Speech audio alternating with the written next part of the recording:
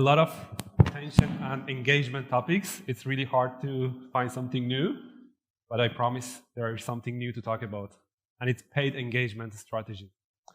What I want to talk about is the journey that we had in Vinted about paid engagement strategy. I'm Ali. I'm working at Vinted for almost 4 years. Vinted is European largest second-hand fashion marketplace, and with the mission of making second-hand the first choice worldwide. At Vinted, like all the topics that we had today, we also had problems and challenges for engaging users more. So it's not only Vinted, but a lot of other companies have the same issues. Because if you look at globally, half of apps are being uninstalled after just 30 days of install. And from those installs, only 10% are retained in 30 days. So it's a big challenge. We realize that user acquisition is not just enough, so we need also a solution for retaining the users. There is a but, though. The but is that we have two reasons that we need to kind of concern and make sure we are not overlooking them. One is that retention only is not the full company strategy, because we always need the scale. And the other is that there is always some limit in the number of purchase or actions that a user is doing. I can give you a personal example here.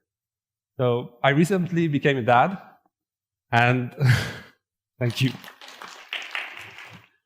And as a dad, something that you would buy the most, or you have to buy the most, is diapers. Although I have to buy a lot of diapers, but I'm not going to buy 100 diapers, hopefully, per day. And there is a limit to the number of times that I would buy. But I see I've been retargeted with kind of different companies. A lot of times, even though I bought from them, I get re-engagement campaigns, I get engagement campaigns, a lot of different things. And something it's very simple, but we really sometimes overlook, is that we need to know that there is a limit to a user's action frequency. Depending on the product, depending on the app that you have, there is a certain limit. Either it's one time, for example, if someone is buying a car, or if several times if someone is playing a game or something else. But in the end of the day, there is a certain limit in the number of times that the user does specific action. That's why in Vinted we created a 4-pillar engagement strategy that kind of solved this problem for us, but definitely not at the first glance, but after we ran different campaigns. These pillars look like this, starting from the objective, our whys, what are our objectives, what we want to do and what we want to achieve with these campaigns, who do we want to target, and how many times we want to target them, because there is exactly, again, limit to the number of action that they are going to take. What are our offering, what we're going to offer the user to come back to the app, and then how we want to implement it. For why, which was our objective, it's of course different from a company to another company. One company could have purchase, in-game action, in-app action, or something else. Who, again, could be different from company to company. But what I'm going to talk about is mostly the last two, what are and how. For the offering part, we didn't have the luxury in our team to have a lot to offer to our customers. We didn't have promotion code, we didn't have any specific discount to give, but we thought that, okay, let's give the customer a reason to come back to our platform by giving them more specific reason. So we started researching, and with the research that we had, we found out that there are specific motivations that we could motivate the users to come back to our platform. We categorized these motivations to 4 different motivations. One was the convenience seeker users, the users who were generally lazy to come back to the app, or list, or buy some item, or sell some item. We had novice users, the users who were not really professional, they didn't know how to use our app.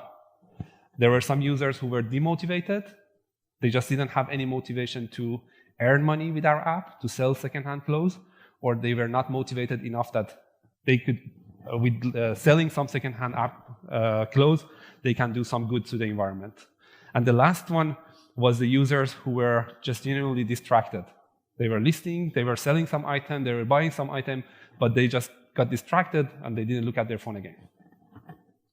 From all of these motivations, what worked the best for us, after spending a lot of time, spending a lot of money on the creatives, the demotivated creative worked the best. And from this, we realized that we are offering them something new, which is more motivation to come back to our app. And because they are coming back to our app, they are doing something very great, they are earning money, and they are doing some good to the environment. However, after we put this very good performing creatives together with another creative, which was just a reminder with brand elements for the users, to reminding them that, come back to the platform, you may forget about us. The reminder creative worked even better than the other creatives. What was our learning? Was that sometimes you don't need to overcomplicate things. And also, Byron Sharps writes in his book, How Brands Grow, that most brands have a long tail of light users. So the advertisement just works as a reminder for the users to come back to the app or continue their purchase. So it's also like something very simple, but sometimes, again, overlooked. In the last part, I'm going to talk about the implementation part. How did we implement? But before that, I want to talk about what are the challenges on implementation.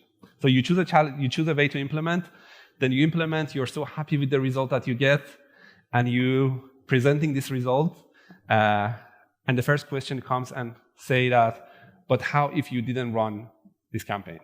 But we had CRM, why did you run this campaign? So the main question goes here that, okay, how can I prove that my data is valid, and how can I prove the value of the data that the campaign I ran? The first solution, of course, is conversion lift study, incrementality study, and we did the same after the first time running the campaign and having all of these questions. So we ran incrementality and conversion lift studies in two different ways. One was using the normal geo-experiment campaigns that it's very typical, we run it all the time. And the other was a new type of, I would say the new, maybe it's not new, but new for us was ghost ads. And the ghost ads, which I'm going to talk about a little bit, performed the best because the data that we got on the ghost ads, and we used Google to run these ghost ads, was very similar to the data that we would get from the backend. So we were very happy with this result. And if you don't know what is a ghost ads incrementality test, basically, like other A/B testing campaigns or other incrementality tests, you divide the users to control and treatment. The only difference is that on the treatment side, you show the ad to everyone, but on the control side, you have the potential to show the ad to the people, like you won the auction, so you're most probably going to show the ad to the people, but using the platform, for example, Google or Meta, you prevent to showing the ad to them. And in this way, you can kind of have a non-biased result to evaluate your campaign strategy. Oops. Okay.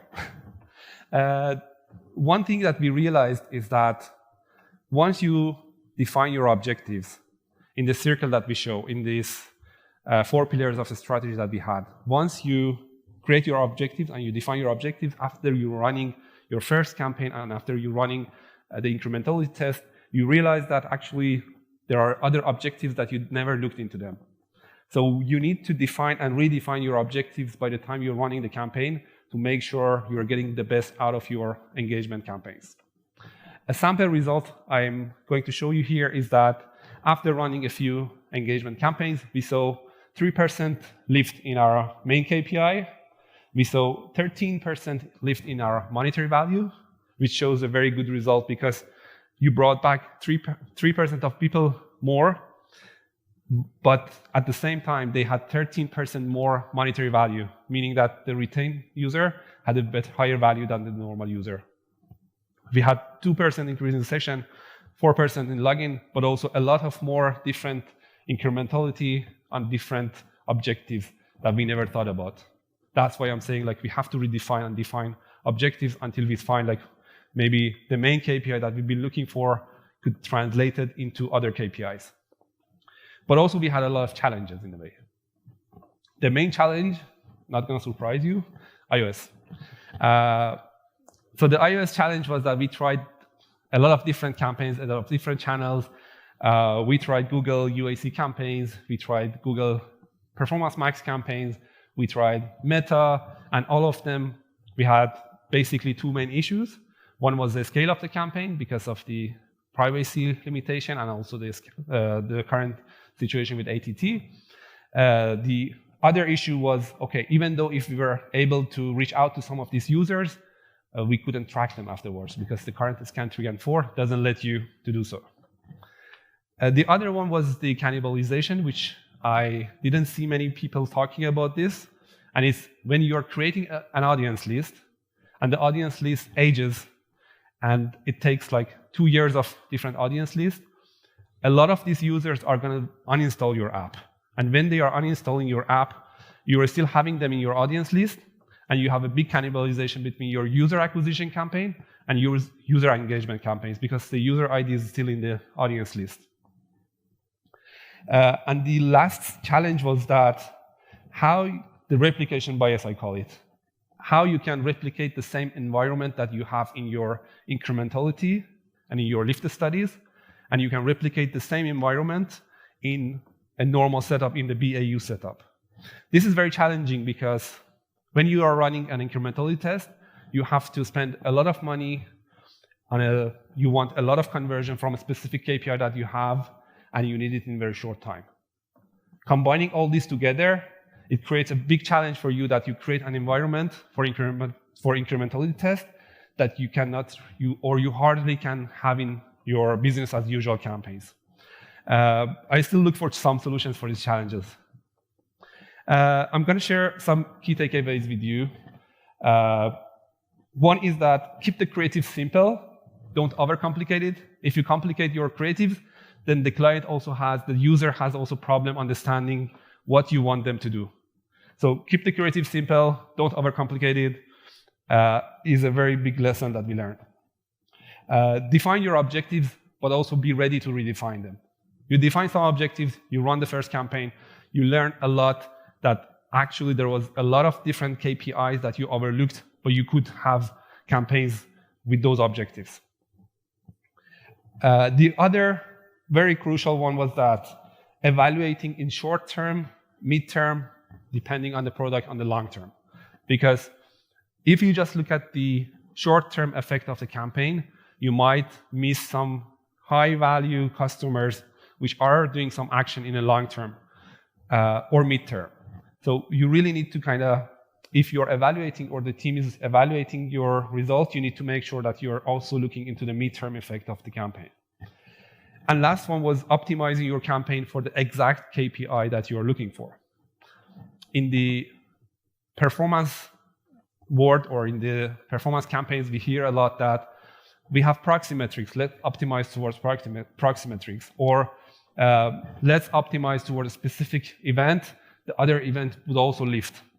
But the experience that we had was, no, actually, if you want the best out of your campaign, in the paid campaign, Google, Meta, other channels are now very smart enough to be able to optimize the best users to use your app and optimize toward your main KPI. So it's definitely also a learning that after you define your main KPIs, after you redefine them, you need to optimize towards the main KPI. And with that, that's it. I hope you like it, and thanks for your attention. Thank you.